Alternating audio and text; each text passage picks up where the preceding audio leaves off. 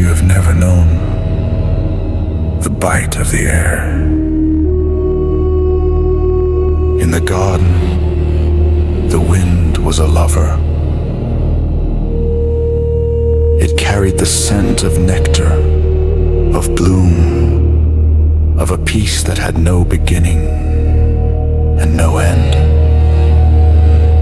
It wrapped around the skin like a warm silk, a constant, gentle pressure that whispered of safety.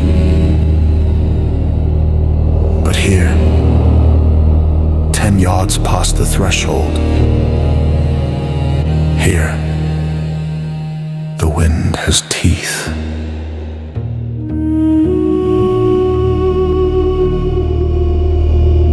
It begins not with a sound, but with a betrayal of the flesh. Look at the skin. It was perfect once, golden, unblemished, a conduit for light. But now observe the shoulder of the man. See the way the surface ripples. It is a violent, involuntary topography. The pores tighten, the hair stands erect, desperate to trap a warmth that is rapidly fleeing.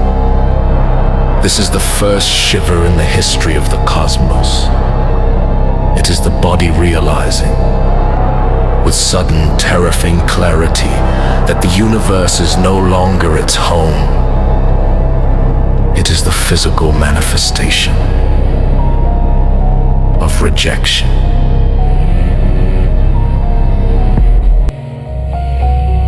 The cone does not just touch you. It invades, it seeks you wolfed. It wants to steal the heat from your blood, to pull the life out of your marrow and dissipate it into the void. You are no longer the master of this domain. You are prey to the elements. The air here is thin, dry, and hostile. It scrapes against the back of the throat like crushed glass. Every breath is a labor. Every exhalation creates a cloud of white vapor.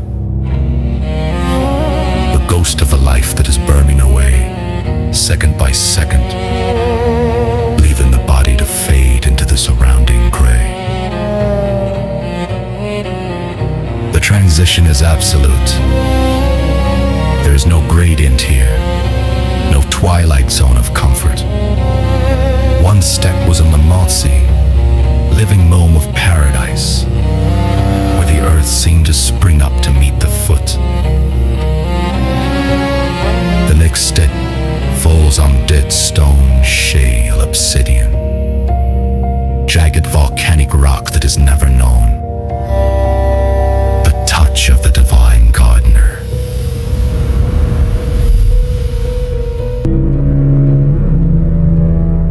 Listen to the sound of that step. It is a crunch, a harsh, grinding friction. The silence of this new world is deafening, yet it is punctuated by the screaming of wind. It is a low, resonant frequency, the siren of exposure that vibrates in the chest. There are no birds singing here. There is only the sound of the vast, empty vacuum rushing in to fill the space where God used to be. The darkness is heavy. It is not merely the absence of light.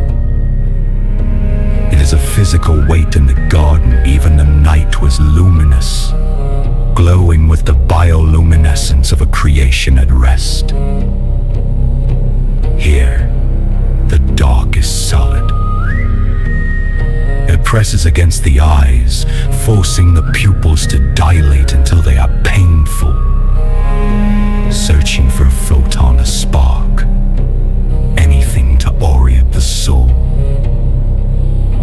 But there is nothing, just the abyss.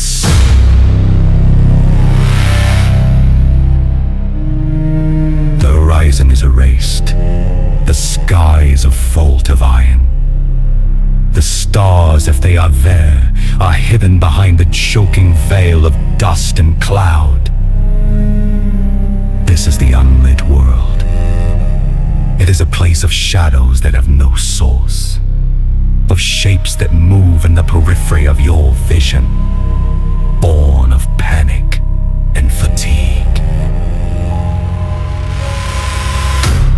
And then there is this smell. It is the copper tang of blood. It rises from the skins they wear. The heavy, damp, raw hides of the first sacrifice. Consider the horror of this covering. They have never seen death before today. Now, they are wrapped in it. The skins are heavy, pressing down on her shoulders with the weight of a judgment. And fur is coarse, scratching against their tender, shivering skin. It smells of fear. It smells of the anima that died to cover their shame. Eve pulls the mammoth tide. Tighter, her knuckles are white. The blood drained from them by the cold and the grip of terror. She does not look at Adam. She cannot to look at him is to see the reflection of her own ruin. She looks out into the void, her eyes wide, unblinking, tearing up from the biting wind. The tears do not roll down her cheek. They freeze in the corners of her eyes, stinging like salt. Adam stands beside her, but he is miles away. He is wrestling with a new sensation. Vulnerability. He was the namer of beasts, the steward of the earth. Now, he is shivering, his teeth enter a rhythmic, uncontrollable clatter. Click, click, click. A sound that echoes in his own skull, mocking his former strength. He tries to clench his jaw to stop the noise, but the cold is stronger than his will. The frost is already catching on his beard, turning the dark hair into a mask of ice. He looks at his hands. They are dirty. Dust has settled into the lines of his palms, the dust he was made from, and the dust to which he now knows he will return. It is no longer just a concept. It is a reality caked under his fingernails. The psychological break is total in Eden. Every sensation was integrated, a symphony of being here. The senses are under assault. The wind screams, the skin burns with frost. The stomach knots with a hunger that is not just for food, but for stability. They are disoriented. The equilibrium of their inner ear cannot find purchase in this chaotic, swirling dark. They are drifting. They are too small, heat-generating specks in a universe of entropy. They stop. They have to stop. The instinct is to run. But where? Every direction is away. Every direction is exile. They turn back, just for a heartbeat behind them. The gate is visible only by the terror it emits. The cherubim stand there not as guardians, but as the wall. The flaming sword is not a torch to light their way. It is a boundary line drawn in fire. The amber glow of that turning blade cuts through the haze, illuminating their backs for a split second.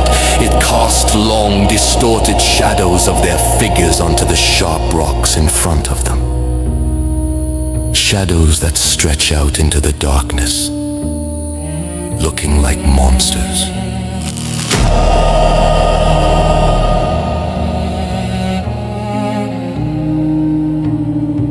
The heat from the sword is the last warmth they will feel for a long time. It is a taunt. It is the warmth of the hearth they have been kicked out of as they watch. The swirling dust storm rises up between them and the gate. The amber light begins to fade, choked out by the grit and the distance. The visuals shift from the warm gold of memory to the desaturated, monochromatic blue-gray of their reality. Adam reaches out, not to the angel, but to Eve. It is a clumsy, desperate motion. His hand, numb and shaking, finds her shoulder. The rough wool of her covering meets the rough skin of his palm. There is no spark of romance in this touch. It is the grasp of a drowning man finding driftwood. It is the acknowledgement that they are the only two living things in a dead world. She flinches. The touch is cold, but she does not pull away. She leans into it not for comfort, but for structure. If she does not lean, she will fall. And if she falls on this glass-sharp ground, she may never rise again. The light vanishes. The sword is gone. The darkness is now total. They are alone. The silence that follows the wind is worse than the wind itself. It is the silence of abandonment in this silence. A new rhythm emerges. It is the sound of their own labored breathing, shallow, panic-stricken vapor clouds puffing out into the blackness and disappearing instant. They take the first step forward. It is not a step of courage. It is a step of necessity. If they stay here exposed on the ridge, the frost would claim them before dawn. They must move. They must descend into the canyon, into the deeper dark, to find shelter from the wind that seeks their death. This is the birth of survival. This is the moment where living stops being a state of being and starts being a struggle to exist. The adrenaline floods their systems, a chemical bitter and sharp, sharpening their eyes, tensing their muscles. They are no longer royalty, they are refugees. And in the marrow of their freezing bones, a memory is burned. The memory of the sun, the memory of a light that did not burn, of a heat that did not consume. This moment, this first shivering night, etches a scar onto the human genome. It is the origin of our fear of the dark. It is the reason we huddle around fires, not just for warmth, but to ward off the memory of this absolute, crushing cold. We are all still standing on that ridge. We are all still wearing the skins of the dead, shivering in the wind, looking back at a gate that is forever shut, waiting for a morning that feels like it will never come. The cold is not just weather. The cold is the distance between us and God. And tonight, the distance is infinite.